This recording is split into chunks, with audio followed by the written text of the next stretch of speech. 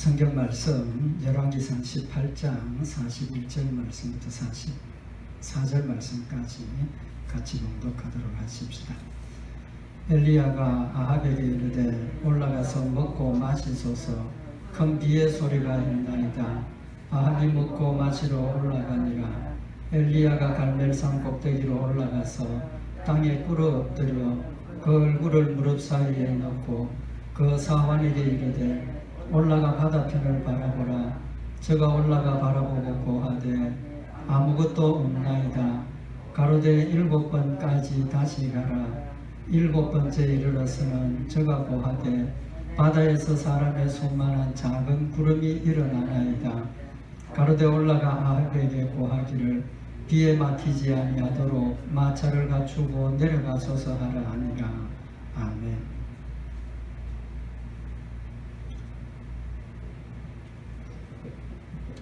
우리 오늘 본문 말씀은 몇 주 전에 우리 같이 상고했던 말씀입니다. 하나님을 버리고 우상을 숭배하는 이스라엘 백성들을 하나님께서 징계하셔서 3년 6개월 동안 비를 내리지 아니하시고 기근의 고통을 당하게 하셨습니다. 때가 되어서 하나님께서 비를 내리실 것을 말씀을 하시고 엘리야로 하여금 아합을 만나도록 하죠. 그래서 갈멜산에 이스라엘 백성들이 숭배하는 바알 선지자, 아세라 선지자들 모아놓고 참 하나님이 누구신가 그렇게 서로 제사를 드림으로 확인을 하자고 이제 하고 이스라엘 백성들 앞에서 하나님께서 하나님 참 살아계심을 증거를 해 보여주셨죠. 이스라엘 백성들이 믿음을 회복하고 난 뒤에 엘리야가 아합에게 이제 큰 비의 소리가 있다. 비가 올 거니까 산으로 올라가시라고 이제 그렇게 이야기를 하고 엘리야가 산 꼭대기에 올라가서 기도했죠. 그래서 기도를 7번 하고 큰 비가 오는 놀라운 역사를 이루었습니다. 지난 시간에 하나님께서 엘리야를 통해서 이스라엘 백성들에게 비를 내리시겠다고 약속을 하셨습니다. 그죠? 약속을 하셨으니까 엘리야가 산에 올라가서 기도할 필요가 있습니까? 없습니까? 기도할 필요가 없죠. 하나님께서 비를 내리시기를 약속을 하셨으니까 그냥 기다리면 되는데, 믿음으로 기다리면 되는데 산에 올라가서 기도를 했습니다. 그래서 그렇게 기도한 이유가 기도가 하나님의 명령이기 때문이라고 말씀을 상고를 했습니다. 우리가 기도하는 이유가 하나님께서 우리의 모든 것을 아시고 우리가 기도하기 전에 이미 다 준비하고 계시고 때로는 우리가 기도하지 않아도 하나님께서 우리의 일을 해결해 주시는데 하나님께서 굳이 기도하라고 명령하셨기 때문에 우리가 기도해야 된다는 사실을 말씀을 상고를 했습니다. 오늘은 이어서 하나님께서 우리가 기도 안 해도 다 들어주시죠. 약속한 것 이루어 주십니다. 때로는 우리가 기도를 못해서 넘어가는 문제도 필요하면 하나님께서 해결해 주시죠. 하나님께서 다스리고 계시는데 그럼에도 불구하고 하나님께서 굳이 우리에게 기도하라고 명령하신 이유가 뭐냐는 겁니다. 기도하라고 명령하신 이유. 그래서 오늘은 하나님께서 우리에게 기도하라고 명령하신 이유에 대해서 그 말씀을 좀 참고를 하면서 우리 기도하는 생활이 더 믿음 위에 굳게 서고 또 우리가 기도하는 이유를 분명히 알고 또 기도하면 더 열심히 우리가 기도할 수 있으리라고 생각을 합니다. 기도하라고 명령하신 이유를 상고하기 전에 한 가지 우리 잠깐 생각을 해보십시다. 우리 신앙생활에서 제일 많이 하는 믿음 행동이 뭡니까? 기도죠. 오늘 기도 내용, 설교 내용이 기도니까 기도입니다. 얼마큼 자주 합니까? 쉬지 말고 기도하라 하셨지 않습니까? 그러니까 쉬지 말고 기도하니까 이거 뭐 자주 정도가 아니라 기도의 연속입니다. 그죠?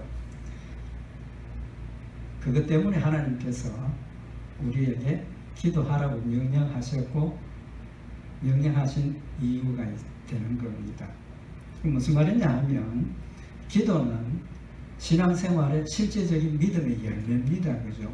우리가 하나님을 믿고 또 예수님의 약속을 믿으니까 기도하는 겁니다. 근데 그 믿음의 열매인데 하나님은 그 믿음의 열매를 통해서 우리를 뭐 하시느냐 하면 교육시키시고 훈련시키시는 겁니다. 믿음을 교육시키시고 훈련시키시는 겁니다. 그래서 기도는 실전이고 뭡니까? 훈련이고 연단입니다. 양면성이 다 있다는 거죠. 실제적인 신앙생활의 열매를 통해서 우리에게 훈련시키시고 믿음을 연단시키시는 그런 중요한 의미가 있다는 겁니다. 어떻게 보면 우리 신앙생활의 가장 근본적이고 중요한 것이 기도라고 이야기를 할 수 있다는 겁니다. 제일 자주 하는 거니까.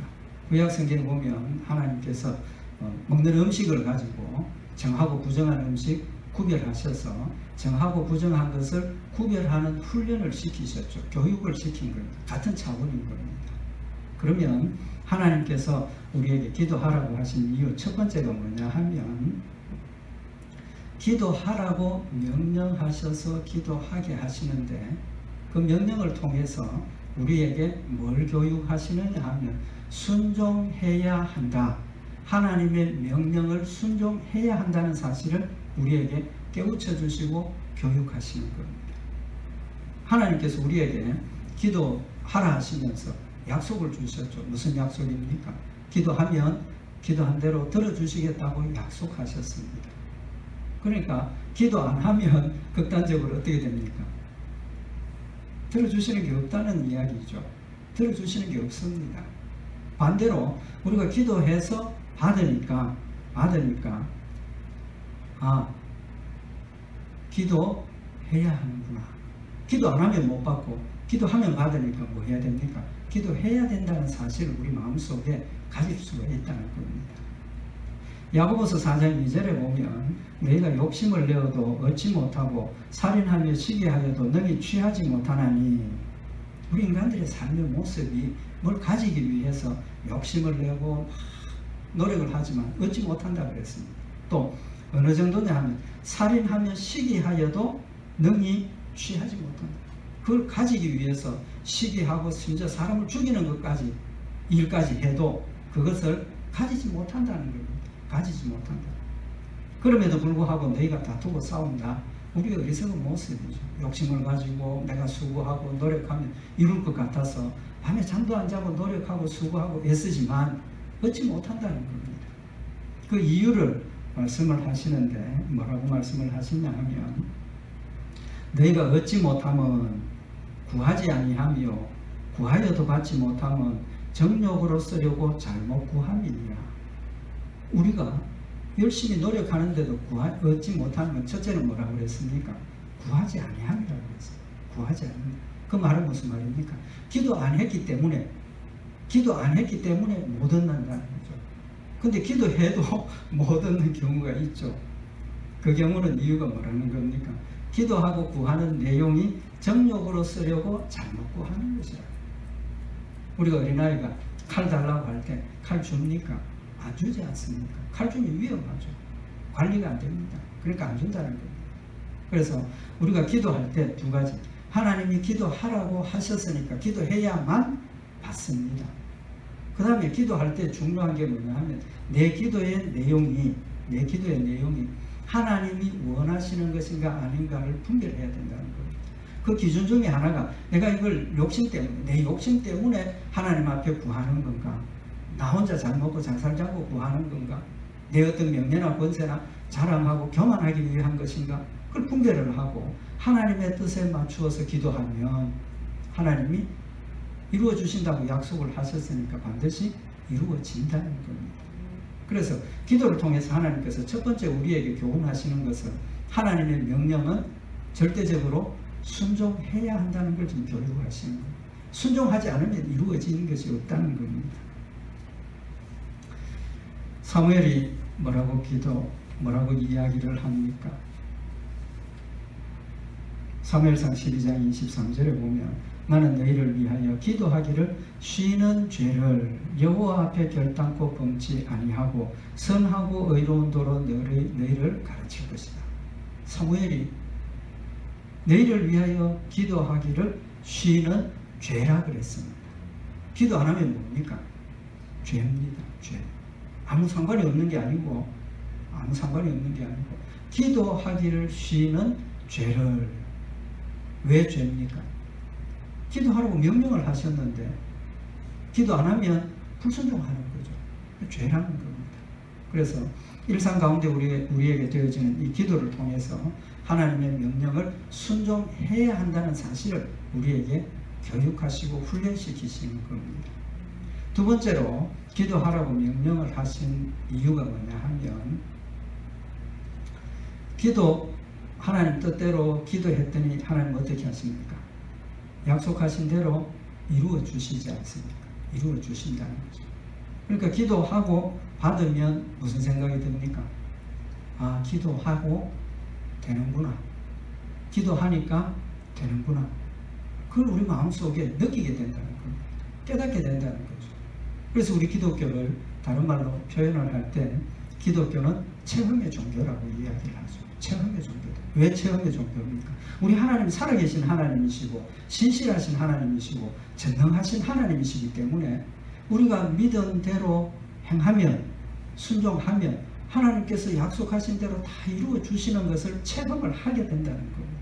체험을 하게 된다. 그래서 하나님께서 기도하라고 하신 말씀대로 순종했더니 기도한 대로 이루어짐을 통해서 우리의 마음속에 아, 순종하니까 되는구나. 내가 욕심을 내고 싸우고 오만 노력을 다해도 안 되더니 하나님께서 기도하라 해서 기도했더니 되는구나. 그 다음에 방법이 어떻게 갑니까? 문제가 생기면 제일 먼저 기도해야 되겠구나. 하나님 앞에 기도해야 되겠구나. 제일 먼저 해결 방법이 기도라는 방법으로 우리가 돌아가게 된다는 겁니다. 그래서 하나님께서는 우리에게 기도하면 들어주시겠다고 약속을 하시고 명령을 하신 겁니다.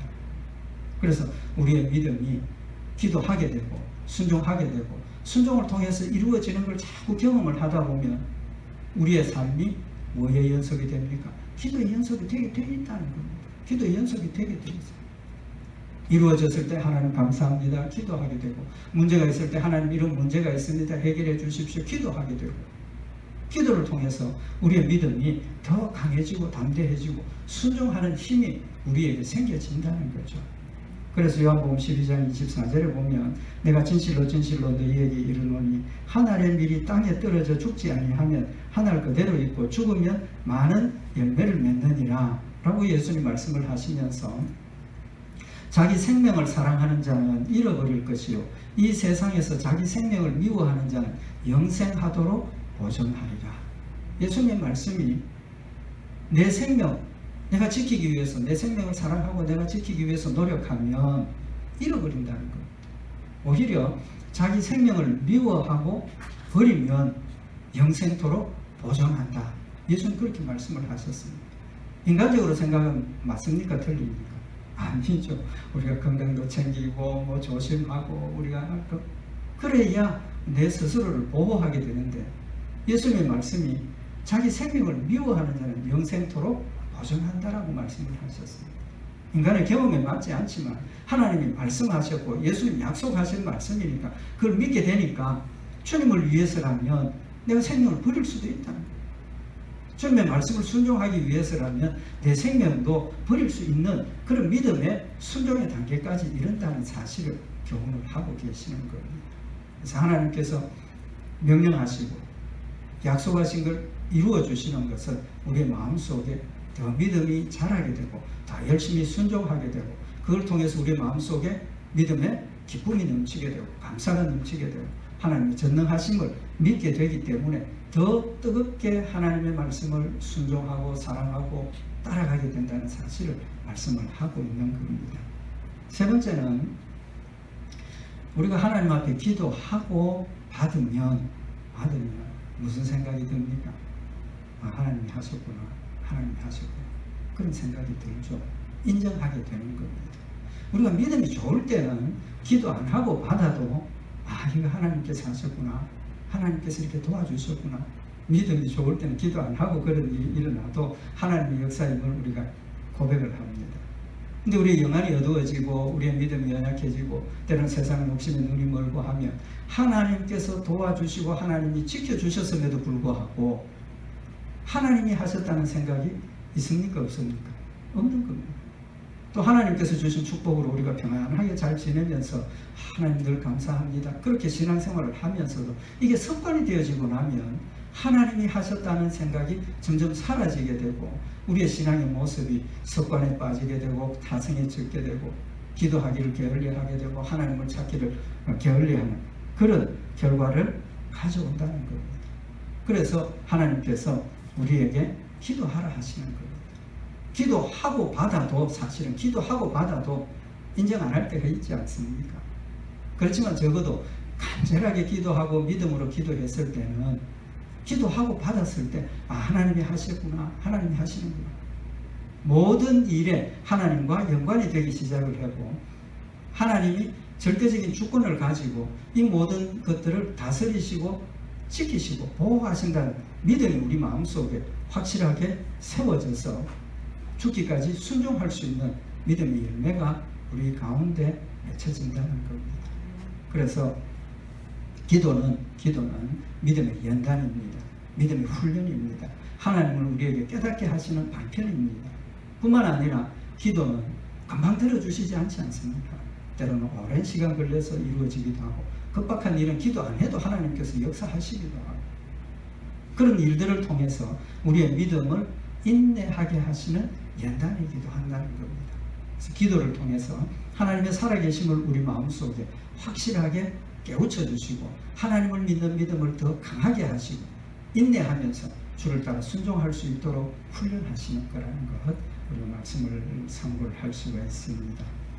한 가지 더 참고해 볼 게 있습니다. 지금 엘리야가 산꼭대기에 올라가서 기도를 했습니다. 그죠? 산꼭대기에 올라가서 기도를 했습니다. 예수님께서 우리에게 기도하라 하실 때 중요하게 말씀하신 방법이 뭡니까? 기도는 골방에 들어가서 하라 하셨습니다. 그죠? 골방에 들어가서 하라. 왜 그렇습니까? 차칫 밖에서 사람들이 보는 데서 기도하다 보면 이게 진심으로 하나님 앞에 드리는 게 아니라 뭐가 됩니까? 외식이 되는 거죠. 외식이 되는 겁니다. 그래서 서기관들이나 바리새인들, 제사장들이 기도 시간이 되면 어디로 갑니까? 사람들이 많이 모이는 곳으로 찾아갔지 않습니까? 장터나 뭐 사람들이 많이 왕래하는 큰 길, 거기 가서 뭐라고 기도합니까? 하늘을 우러러보면서 하나님, 나는 저 바리새인들, 세리와 같이, 나는 저 창기들과 같이 하나님을 버리고 우상 숭배하는 사람이 아닌 걸 감사합니다. 뭐 이래 몇 번씩 금식하고 뭐 어쩌고 저쩌고 자기의 신앙생활의 모습을 기도하면서 하나님 앞에 감사하는 것처럼 보였지만 뭐였습니까? 자기를 드러내는 것이 되었거든요. 외식하는 것이 되었거든요. 그래서 예수님께서 골방으로 들어가라라고 말씀을 하셨고 기도의 근본은 하나님과 나와의 관계를 소통하고 하나님을 만나는 시간이니까 다른 거 방해받지 말고 하나님만 만나는 시간이 되어야 함을 말씀을 하신 겁니다. 그럼 그렇게 보면 지금 엘리야가 산 꼭대기에 올라가서 기도하는 게 맞습니까? 틀립니까? 맞지 않지 않습니까? 그런데도 불구하고 엘리야는 지금 산 꼭대기에 올라가서 기도하는 거예요. 이스라엘 백성들이 다 보라고. 지금 상황이 어떤 상황입니까? 이 말씀을 이해하기 위해서 우리가 상황을 알아야 되는데 이스라엘 백성들은 이제까지 우상을 숭배하고 하나님을 거역하고 얼마나 하나님이 화가 났으면 3년 6개월 동안 기근을 내리시면서 이스라엘 백성들의 잘못을 깨우쳐 주셨습니다. 그리고 하나님의 놀라운 능력의 역사가 일어났죠. 그 다음에 엘리야가 열왕기상 18장 41절에 뭐라고 이야기를 하느냐 하면 엘리야가 아합에게 이르되 올라가서 먹고 마시소서, 큰 비의 소리가 나이다.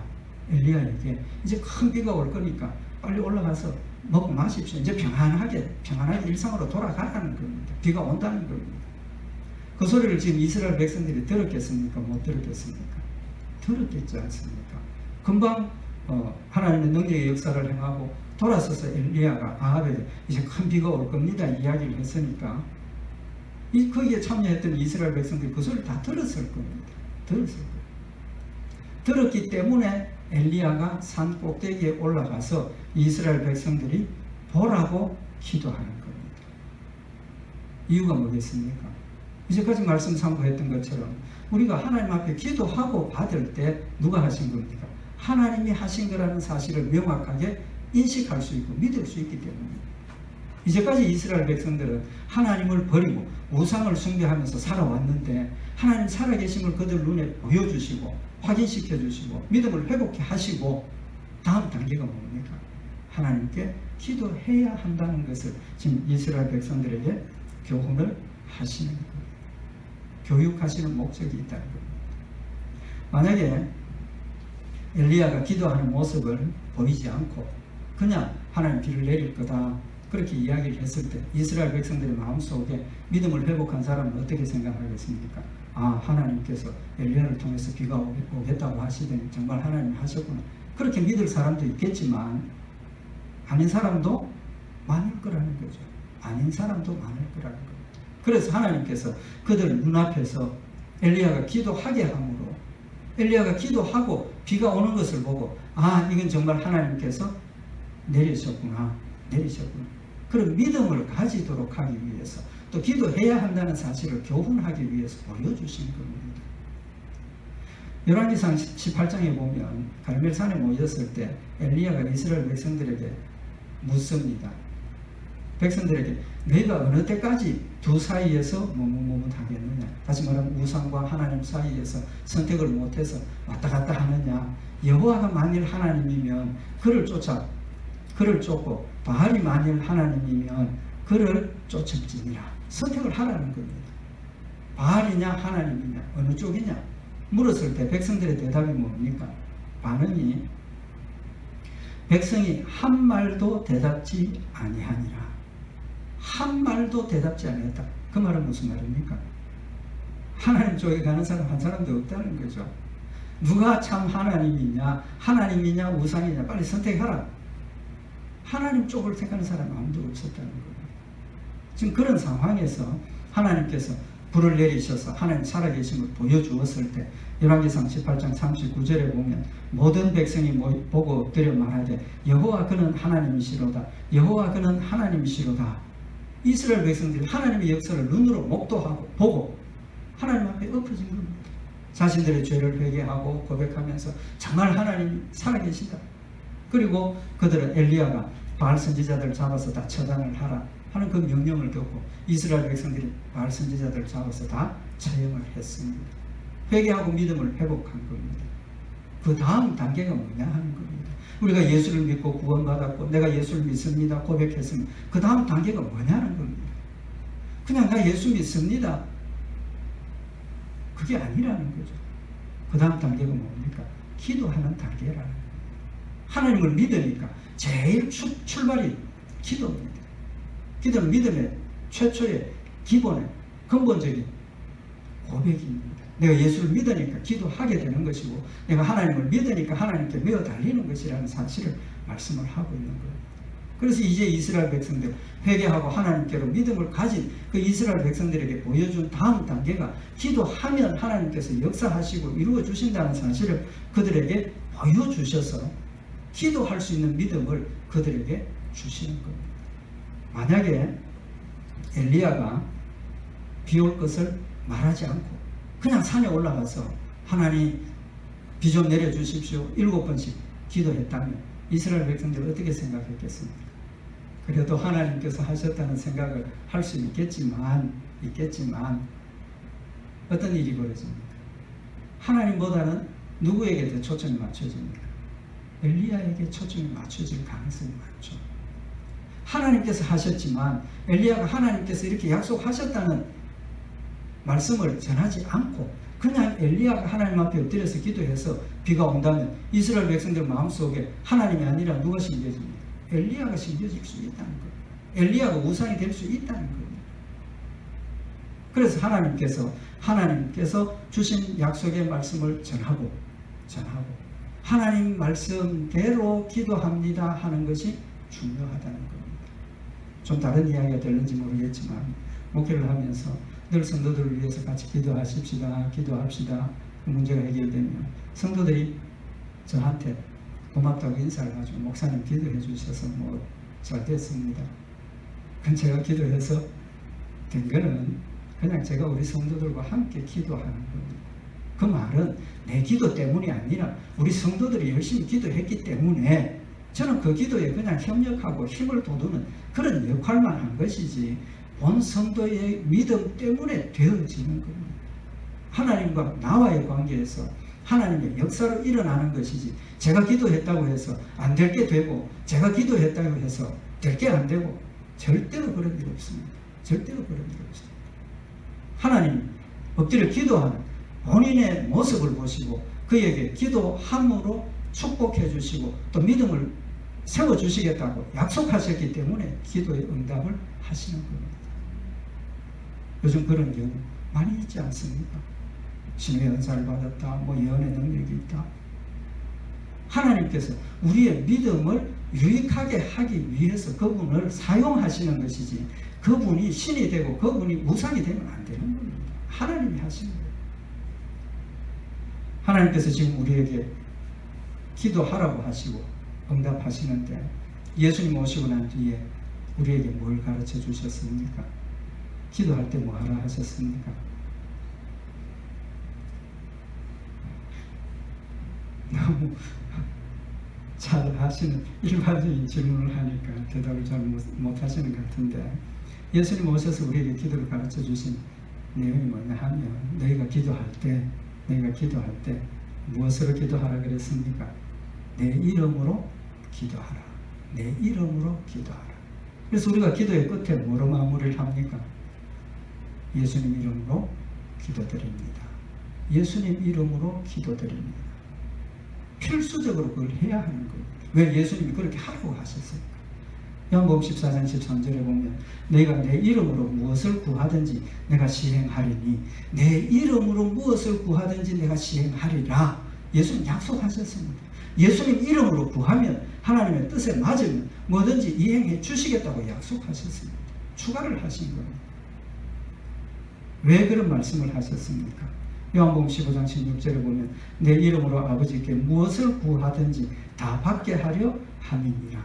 예수님 이름으로 하나님께 기도하면 다 받도록 예수님께서 해주신다는 겁니다. 요한복음 16장 24절에 지금까지는 너희가 내 이름으로 아무것도 구하지 아니하였으나 구하라 그리하면 받으리니 내 기쁨이 충만하리라. 예수님의 이름으로 기도하자. 이때까지는 기도하지 않았지만 예수님 오시고 난 뒤에 이제는 예수님의 이름으로 기도하라고 말씀하시고 예수님의 이름으로 기도하면 다 들어주시겠다고 약속하시고 그것 때문에 우리의 마음속에 기쁨이 충만하리라고 말씀을 하셨습니다.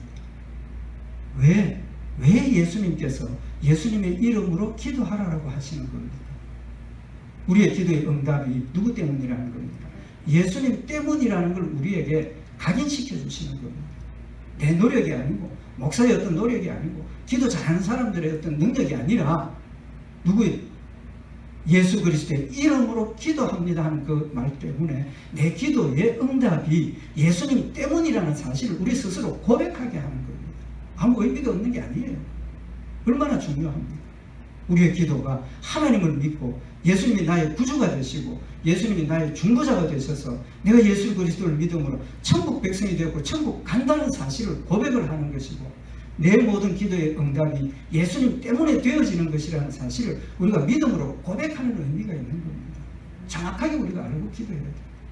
습관적으로 그냥 하니까 그렇게 기도하는 게 아닙니다. 예수님의 이름으로 기도한다는 그 사실을 하나님께서 엘리야로 하여금 산꼭대기에 올라가서 이스라엘 백성들에게 하나님이 비를 내리시기로 약속하셨다는 그 사실을 알리시고 난 뒤에 산꼭대기에 올라가서 그들이 보는 앞에서 엎드려 기도하게 하시고 그의 기도를 들으시고 비를 내리시는 것은 하나님이 하시는 일이라는 사실을 우리에게 명백하게 마음에 새겨주시는 의미가 있는 겁니다. 우리가 예수님의 이름으로 기도합니다. 그 의미는 예수님, 하나님 내 기도를 들으시고 응답해 주신다는 믿음의 고백이라는 사실인 겁니다.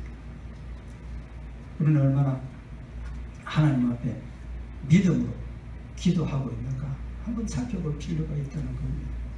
기도는 처음에 말씀드린 것처럼 우리 신앙생활의 가장 기본적인 믿음의 고백입니다. 가장 기본적인 믿음의 고백입니다. 뿐만 아니라 기도는 실전입니다. 믿음의 열매입니다. 그렇지만 이때까지 말씀을 상고했던 것처럼 하나님께서 이 실전을 통해서 우리를 뭐합니까? 교육시키시고 훈련시키시고 연단시키시는 훈련의 방편이기도 하다는 겁니다. 운동선수들이 연습하면서 늘 하는 이야기가 있죠. 뭡니까? 실전은 훈련처럼, 훈련은 실전처럼. 기도는 실전이고 훈련입니다.